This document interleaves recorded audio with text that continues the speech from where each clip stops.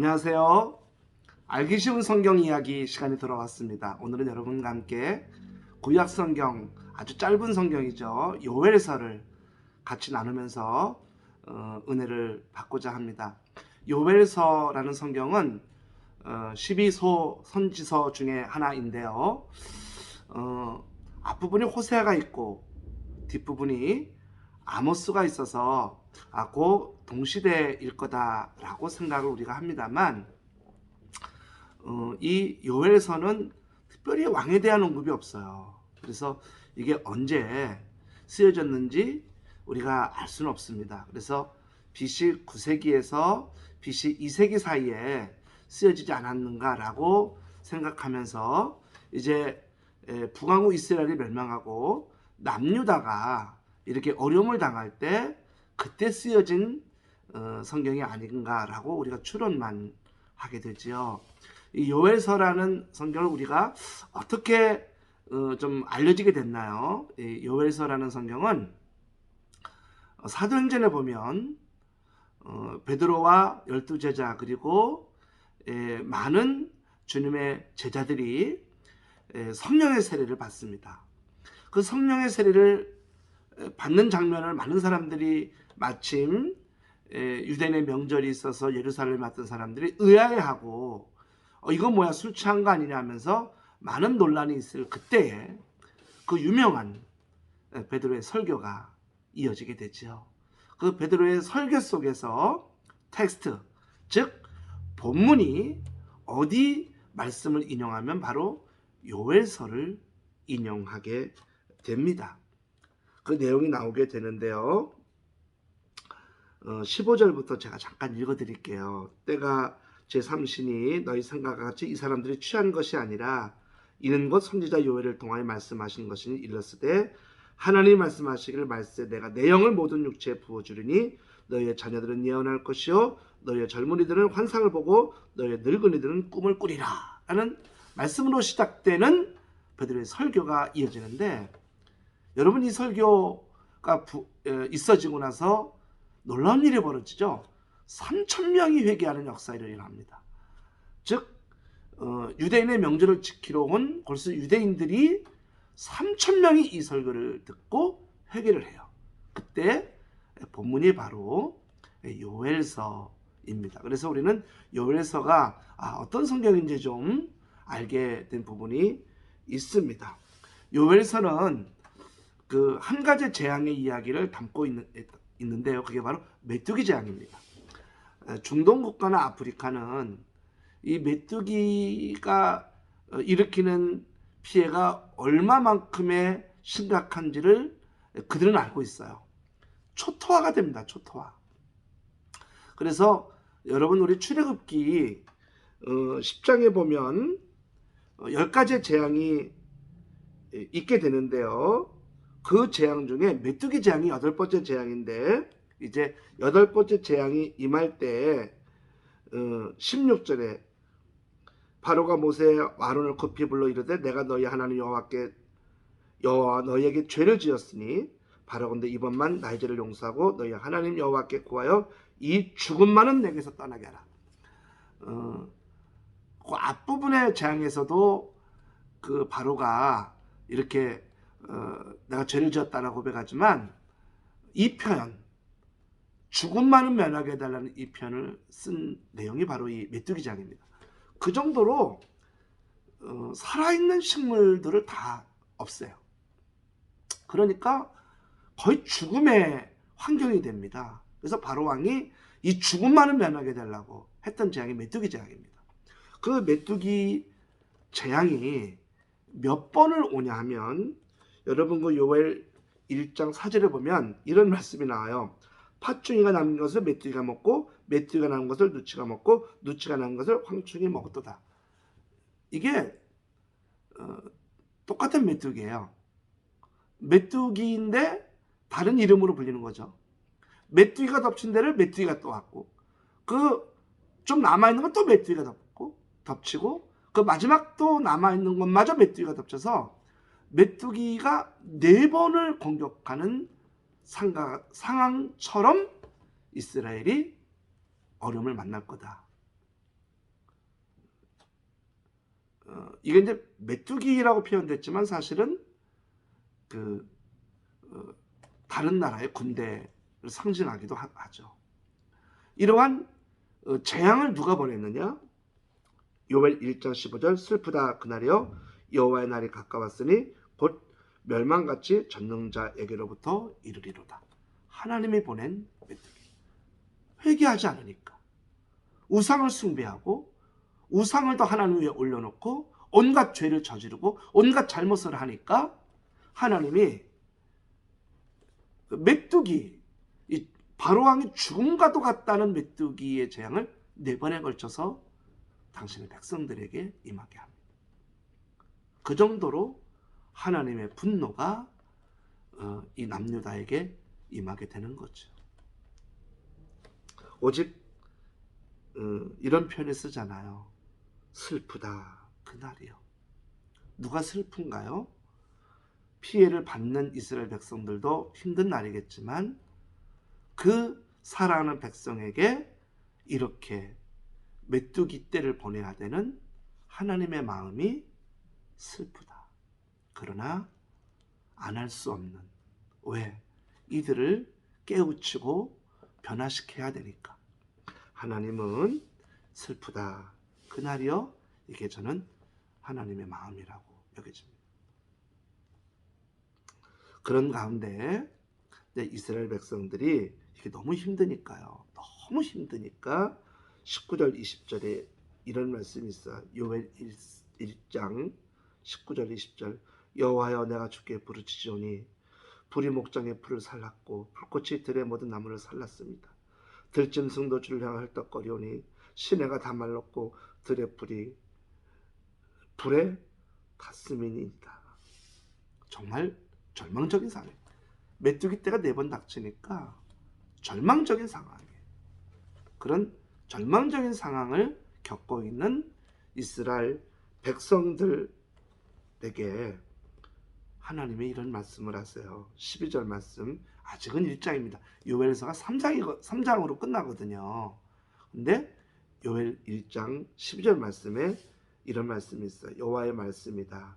이제라도 너희가 금식하고 슬퍼하며 통곡하면서 너희의 온 마음을 다해 내게 돌아오라. 13절 너희의 옷이 아닌 너희의 마음을 찢고 너희 하나님 여호와께 돌아오라. 그분은 은혜로우시고 긍휼이 많으시며 화를 내는 데는 더디시고 사랑에 풍부하시며 마음을 돌이켜 재앙을 거두기도 하시는 분이시다. 뭐라고 말씀하나요? 옷이 아닌 너희 마음을 찢어라. 우리가 회개하면서 왜 변화되지 않나요? 옷만 찢으니까 그래요. 이스라엘 백성들이 회개한다고 하면서 옷만 찢죠. 옷만. 근데 오늘 성경에 옷만 찢지 말고 마음을 찢어라. 마음을 찢는 회개를 해라. 그러면 어떤 하나님? 긍휼이 많으시고 은혜로우시고 화를 내는데 더디시며 사랑이 풍부하시고 마음을 돌이키시는 하나님. 그 하나님이 마음을 찢는 너희를 긍휼히 보시고 하나님의 사랑을 부어주는 거다.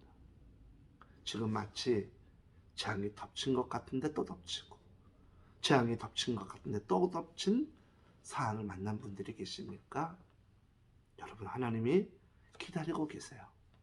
마음을 찢는 회개가 있기를.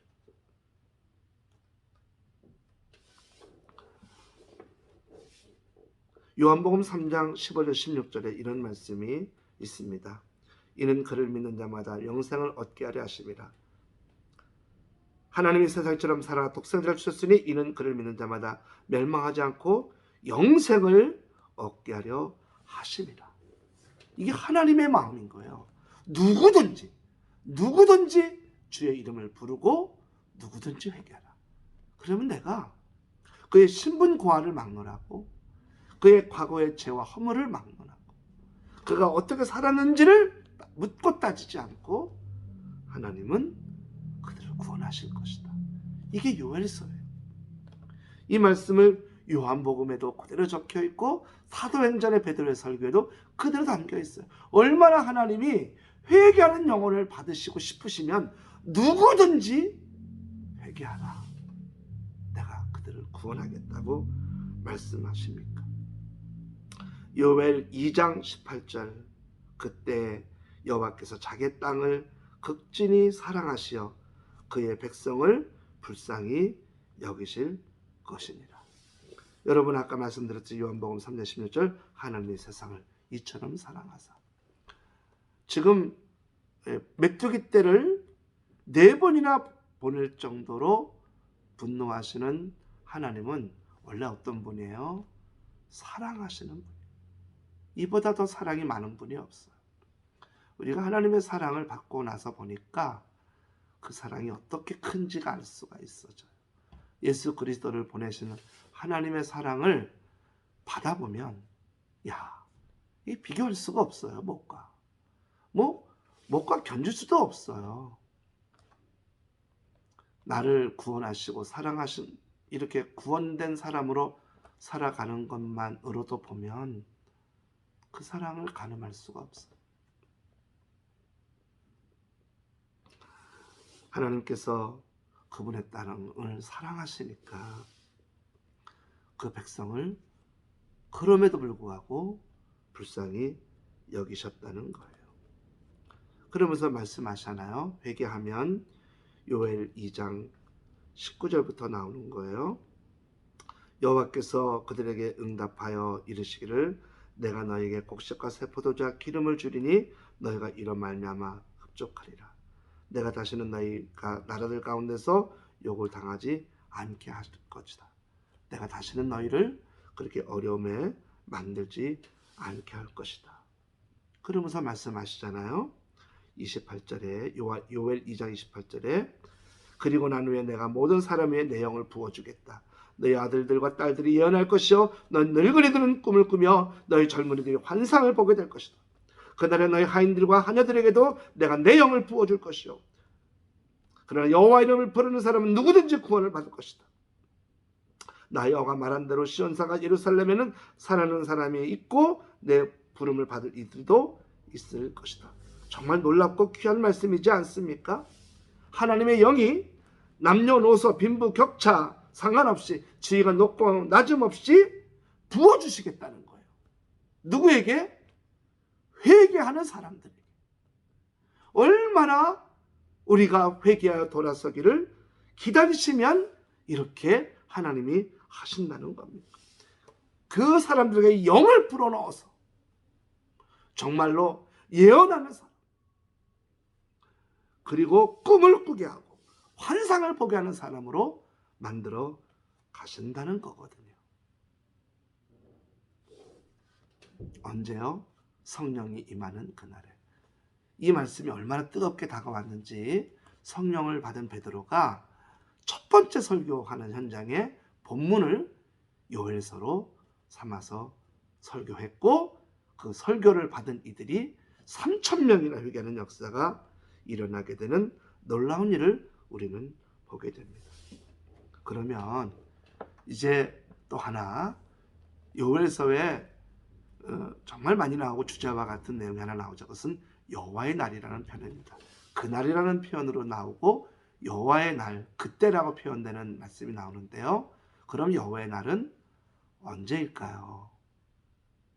여러분, 이 여호와의 날은 하나님의 분노가 표출되는 날이거든요. 그러면 여러분, 여호와의 날이 어떤 날이 되고 있을까요? 저는 두 가지라고 봅니다. 하나는 하나님의 분노가 표출된 날이 믿는 사람들에게는 언제였어요? 예, 맞습니다. 십자가를 지신 주님이 십자가를 진 그날. 여러분, 그래서 십자가를 지신 예수 그리스도를 뭐라고 표현했냐면 친히 그가 담당하셨던 인류의 모든 죄, 그것에 대한 분노하심, 치심을 예수 그리스도가 받은 날이죠. 바로 여호와의 날, 그 하나님의 분노가 임한 날이 예수님이 십자가를 진 날이에요. 그분이 담당하신다. 그래서 믿는 자에게 여호와의 분노의 날은 주님의 십자가를 치시고 그 분노를 담당하시고 구원을 이룬 그날이 믿는 자에게 여호와의 날입니다. 그럼 믿지 않는 자들에게는 여호와의 날이 언제일까요? 요엘서 3장은 여러분 이런 말씀이 나와요. 요엘서 3장 2절 말씀은 제가 잠깐 읽어드릴게요. 내가 만국을 모아 데리고 여호사밧 골짜기에 내려가서 내 백성 곧 내 기업인 이스라엘 위하여 거기에서 그들을 심문하리니 이는 그들이 이스라엘 나라들 가운데서 흩어버리고 나의 땅을 나누었음이며. 여러분, 주님을 믿지 않는 사람들에게는 어떤 날이 될 거냐면 여호와의 날이 만나는 거예요. 그 여호와의 날을 뭐라고 표현했냐면 여호사밧 골짜기에서의 심판이 있는 날입니다.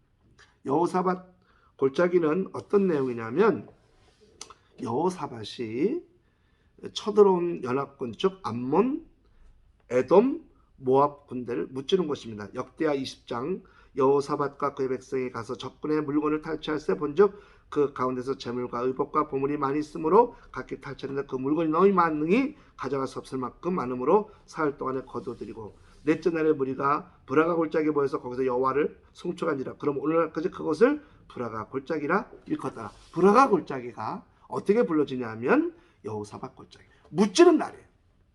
쳐들어온 적들은 전부 다 물리치고 멸망시킨 날이 그 날이에요. 그 날이 바로 여호와의 날입니다. 여호와의 날은 뭡니까? 믿지 않는 자들에게 심판의 날입니다. 그런데 믿는 사람들에게는 여호와의 날이 언제입니까? 예수 그리스도가 십자가를 통해 하나님의 진노를 다 받으시고 우리를 구원한 날. 여러분, 어떤 여호와의 날을 맞으실 겁니까? 십자가의 주님을 통해 구원의 날로 만드실 것입니까? 아니면 여호사밧 골짜기에 하나님의 분노가 임해 멸망하는 그날이 될 것입니까? 이걸 요엘서가 1장, 2장, 3장에 담담히 우리에게 말씀하고 계신 거예요. 오늘 말씀 맺고자 합니다. 요엘서 소선지서 중에 굉장히 작은 성경입니다. 그런데 이곳에 이렇게 정말 귀한 말씀이 부어져 있어요. 야, 4번에 걸친 메뚜기 떼를 보낸 것처럼 여호와의 군대를 보낼 거다. 나만 하지 않게 없을 거다. 그런데 회개하라. 그러면 내가 구원할 것이다. 구원할 뿐만 아니라 내 영을 부어넣어서 그들을 예언도 하고 꿈도 꾸게 해서 역사를 이뤄가는 사람들로 만들어갈 것이다. 내가 할 거다. 내가 그렇게. 나는 사랑하니까. 나는 너를 사랑하고 너의 가정을 사랑하고 너의 교회를 사랑하니까 내가 그렇게 역사해 갈 거다. 여호와의 날, 너희는 십자가를 진 예수님이 그 모든 진노를 담당하신 그날, 구원의 날로 삼아라. 너희에게는 그날이 여호와의 날이 되게 하라. 요엘서였습니다. 알기 쉬운 성경 이야기, 오늘은 요엘서를 여러분과 함께 짧은 시간 나눴는데요. 여러분이 성경을 읽다가 요엘서를 읽어가면서 오늘의 이 시간이 귀한 도움이 되길 원하며 우리 함께 주님의 십자가가 진 그날이, 그 십자가 진 예수 그리스도를 믿고 구원받은 그날이 나에겐 여호와의 날입니다. 이렇게 고백하며 승리해 가시는 우리 모든 주님의 사람들 되기를 주의 이름으로 축복합니다. 아멘.